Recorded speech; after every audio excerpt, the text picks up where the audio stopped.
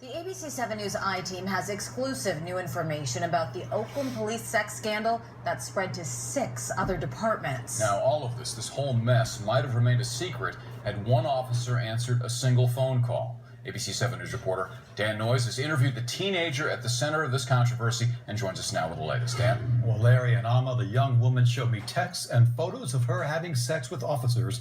She says some paid, most did not. But she felt she could get protection and information from them as she worked the streets. The 18-year-old who calls herself Celeste Guap tells me she had sex with more than 30 Bay Area police officers, sergeants, and captains. 4 of them when she was underage, including Oakland officer Brendan O'Brien. Celeste says she met O'Brien last year as she ran away from a pimp on International Boulevard. He started chasing me down the block. A pimp did? Brendan came and he saved me. Texts Celeste shared with me show they were close. O'Brien wrote, "There's no women in my life." She answers, "I don't believe you." He responds, "Except for you, I'm serious." Yeah, we tell each other you're my only, Right. like that. But he knew what it was. You're saying at the same time, though, you were seeing others, including other officers. Yeah, he knew I was seeing other officers too. So, Maxine, I've been watching this Oakland situation with the officers who are all being called out and the police chiefs who are stepping down, and huge situation in Oakland with the young woman who was also a minor during the time that these police officers were having sex with her. And, from what I could tell, they just passed her around. She was only paid by 3 of them, yeah. So, what do you think about all that?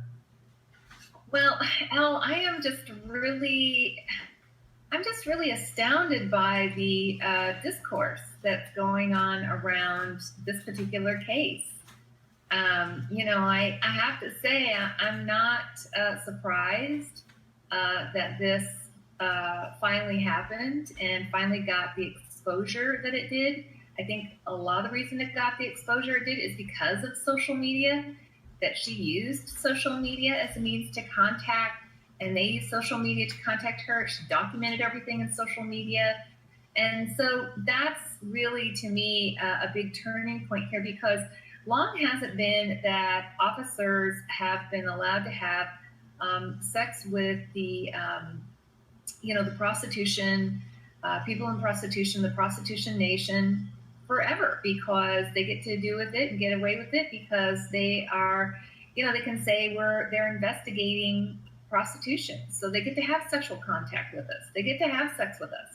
They get to put their hands on us. They get to get a blowjob from us and then say, oops, now you're under arrest, or, now we can make some sort of deal. And this particular case clearly spells that out, that she was exchanging sex with them for protection, for not being arrested for prostitution. So, and that's really the problem with the prostitution laws that nobody is talking about here in any of, the newspaper articles. I think people are just really overwhelmed by the fact that there's so many officers involved, and, they're so stunned at, how articulate that she is, that nobody has really gotten to the point where they're talking about how did this happen? And you and I both know, Elle, how this happened. That the criminalization of prostitution laws have long allowed officers to have sex with us with impunity under the guise of investigating prostitution and sex trafficking. And so, it's legal for cops to have sex with people when they're investigating prostitution and, the whole sex trafficking rhetoric stuff. So, they get to put their hands on us. All that stuff gets to happen. It happens all the time. And so all of a sudden, officers are supposed to be able to differentiate between, what's consensual. I mean, I find it astounding, Elle, that, I think it was 4 of the Alameda County sheriffs cleared themselves today, or was it yesterday? They cleared these 4 officers. Maybe I have the jurisdiction not quite right. I'll have to look.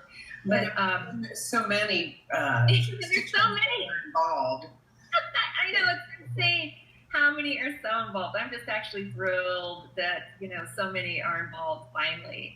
But, this law enforcement agency, whenever officers do wrong, they get to investigate themselves. And that's what happened here, is that they got to investigate themselves and they got to clear themselves of any wrongdoing because she was of age. She gave consent. So I think that... and they didn't pay her. That was the other point. There was no money involved, and she was 18. So, it doesn't matter. She was a prostitute and a known prostitute, and all these other officers had passed her around, and she was of age. It doesn't matter. Right. Mind blowing. Right. They were supposed to be her get out of jail free card, and now their value is been greatly diminished in that realm, right?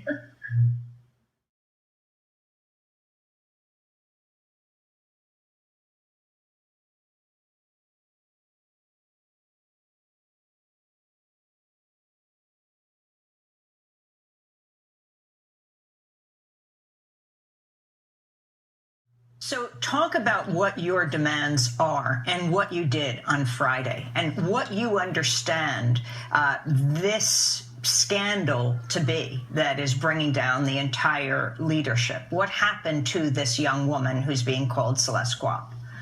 So from our perspective, Celeste Guap was raped and she was trafficked by sworn Oakland police officers and other agencies, right? So SFPD, Richmond, the sheriffs, and the CHP, I believe, have all been indicated.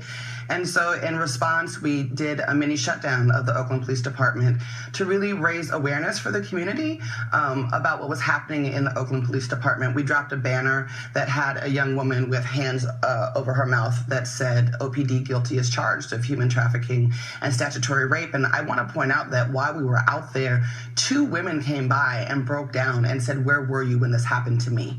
Right? They're not women that wanted to be identified, but that to me was astounding that in the middle of the day, randomly, these women walked by and they had similar stories to tell. So moving forward, we really see this as an opportunity for those of us who have been on the front lines or engaged in pushing back against the police terror that is in Oakland, to get some solid demands that could make some changes for the people about how police engage. And so one of those is around our Civilian Police Commission. Right now, there's a measure moving through City Council that would create a police commission, but right now it says that City Council and the mayor would appoint people to sit on that commission. Well, we're pretty clear that the mayor and City Council have shown their ineptitude at being able to appoint anybody to hold these rogue officers accountable. And so we really think this is the time to push for true civilian control of that police commission that would allow community members to have the power to hire, fire, discipline, etc. We also want a challenge to the Policemen's Bill of Rights, which is what's protecting these officers. It's why we don't know the names of these predators on our streets. We believe that we have a right to know who the predators in our communities are, and that Oakland needs to really push forward and release the names of those officers. And then the third real demand is around our police budget. 60% of the city budget goes to the Oakland Police Department, rather to programs and policies that we know and research shows actually impact crime rates. And so we're asking for half of that budget to be redirected to youth programming, to mental health services, and we've got a major housing crisis in Oakland, and so monies that will go to stemming the tide of Black and brown residents that are being pushed out of our city by Libby's development policies and practices. Besides the just mind-blowing situation that this is, some of the people, such as the local Black Lives Matter community, I believe her name is Kat Brooks there. I watched her on Democracy Now! And some of the comments that she had made publicly about this. And, I wanted to talk with you about that, how unwittingly these activists are actually affirming exactly what they're supposed to be fighting against. But you had said some things which I thought were really, more on target there. Could you talk about that a bit? I was astounded too when I heard her, on the listener-sponsored radio here talk really affirm, all that sex trafficking rhetoric stuff. What we're talking about are young people having sex. And we're talking about, young people's ability to give consent, young people's ability legally to not give consent, young people working in the sex trade. And, that's what we really need to be talking about, and the coercion and the power that the police hold because of the criminalization of prostitution.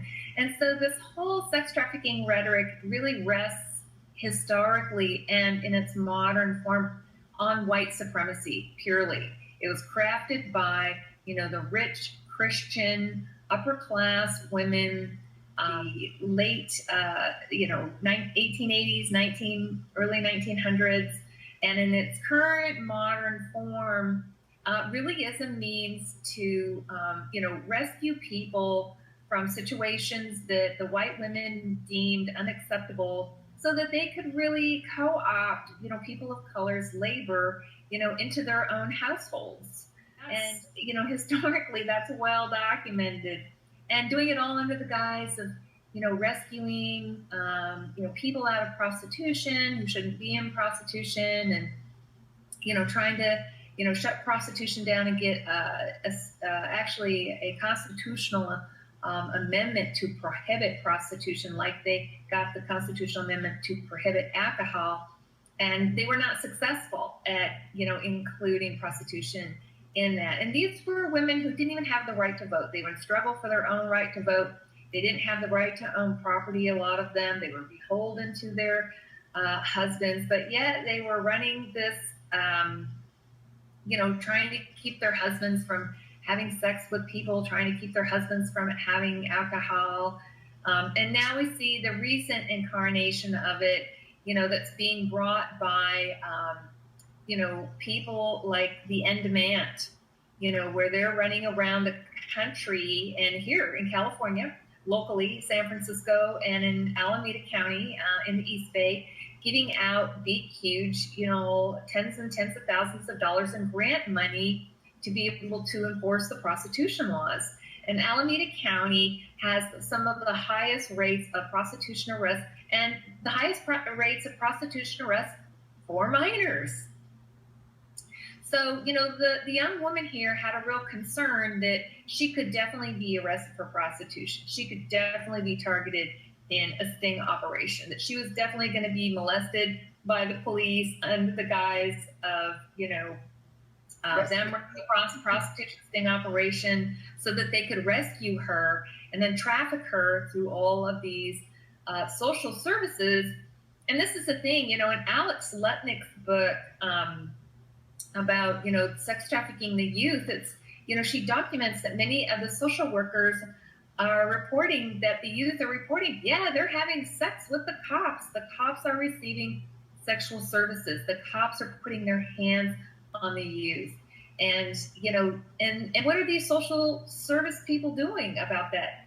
Nothing, anything. Swanee Hunt, one of the biggest names in demand, billionaires from big oil, she's giving money. And you know what, Elle, you should include the link where I think it's there's a link that talks all about who she is, and she's from big oil and Hunt Oil, and where she gets all her money, and she's using all of her money to encourage jurisdictions to make prostitution arrests.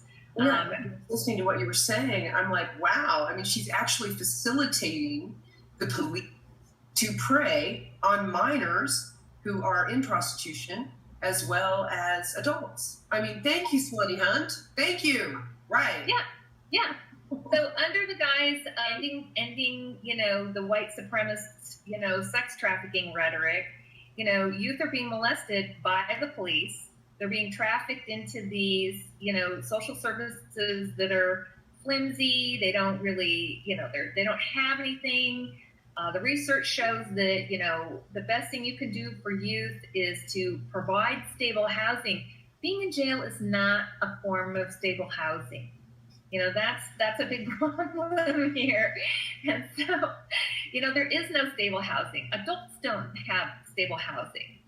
The local media here has been smattered for the whole week with multiple articles on the state of homelessness and, those of us who are on the verge of homelessness because of the high cost of housing. So, they're not providing housing, stable long-term housing to youth. They're not providing any of these services. The kids are being molested by the police. And then, because all of these social services like the Rape Crisis Center, BayWar, the Bay Area Women Against Rape, were going out on these anti-prostitution stings with the police. So the police are molesting the kids, right? And here's BayWar. They're telling them, well, you've been raped, honey. And the kids are like, yeah. And they're like, oh, no, not by the cops, by, your customers that paid you the money so that you could, buy yourself food and provide yourself shelter.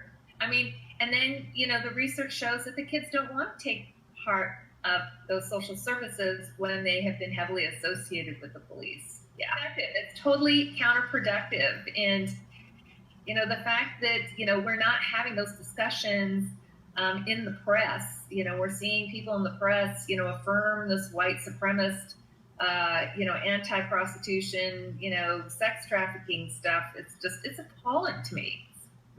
It's really, it's really appalling, Where's your intersectionality? I want to think that they just don't understand that it's beyond their, scope of reference. But, it's really unfortunate and disheartening to see them actually promoting that rhetoric. And it's just so like, oh God, you don't even get it, that you're actually promoting what you are fighting against. It's just mind-blowing, but let's see. Yeah. I think that's part of the critique that's going on here is that, people are calling, we're having this changeover in police chiefs, like getting a new police chief's going to fix the fact that, it's legal for cops to have sex with minors as well as adults under the guise of, rescuing people, for sex trafficking. Here in California, nationwide, internationally, when we speak to young people who are involved in the sex industry, they report experiencing violence more often from law enforcement officials than from other individuals, be it clients in the sex industry, be it intimate partners, family members. And so they've reported that they've been physically and sexually assaulted by police officers. Sometimes this happens in exchange for not being arrested. Sometimes it happens in the course of an undercover sting operation. A case manager was sharing with me the experience of a young woman she was working with in Southern California who said, oh, this guy picked me up in the car and we were driving for about 5 minutes and he let me fondle him the entire time. Then it ended up this was a police officer and I was arrested. And if I'm a minor and he's a police officer, isn't that not supposed to happen? And so just at that basic level, it's discouraging. And then if we think about the implications for service provision, if young people see that service providers are working closely with law enforcement, they become a little suspicious and a little weary of it and are slower to open up and to trust them because of either this personal lived experience of negative interactions or the larger sort of conversation within their communities of hearing, this is what's happened to my friend. Yeah, get a new mayor. That's going to fix that. No, it won't. Get a new police chief. No, that won't fix that either. The problems that have brought this scandal are, encased in the anti-prostitution laws. And those laws are encased in white supremacy and so people need to get on the right side of the issues and we're looking forward to getting our case litigated. Alameda County is named as one of the defendants in our case to decriminalize prostitution and to get an injunction, get some, relief from the anti-prostitution law and put a stop to law enforcement from, being able to molest us, other people to molest us, because as long as prostitution is criminalized, people can do whatever they want to us and get away with it. The criminalization of prostitution laws really center us in the public domain. We don't have the rights of private citizens when our occupation is criminalized. And so that's a big, big problem. And people just want to just ignore that. And, talk about this white supremacist sex trafficking thing, when that's really not even the core problem here. So when you misidentifying the problem, you're not going to have any good solutions. So all your good activism will come to naught. I'm like you, Elle. I have reached out, sent emails, tweeted people trying to say, hey, can we have a conversation about this stuff? No response. That's too bad. That it would be awesome. If people would really come together on this topic. And right there in California, there's the challenge to decriminalize, to take down the prostitution penal code, and it is the solution. It is. And until that happens, they are going to keep raping and coercing sex, which, come on, it's rape. Out of it's legal rape. It's legal rape. Under the anti-prostitution laws, it's legal rape. It's how, the rape culture anchored in criminalization of the prostitution laws. You can't eradicate your rape culture when the core rape law is, ensconced in that anti-prostitution law. Hello? Yeah. Ladies, gentlemen, get a clue. Yeah. Yes.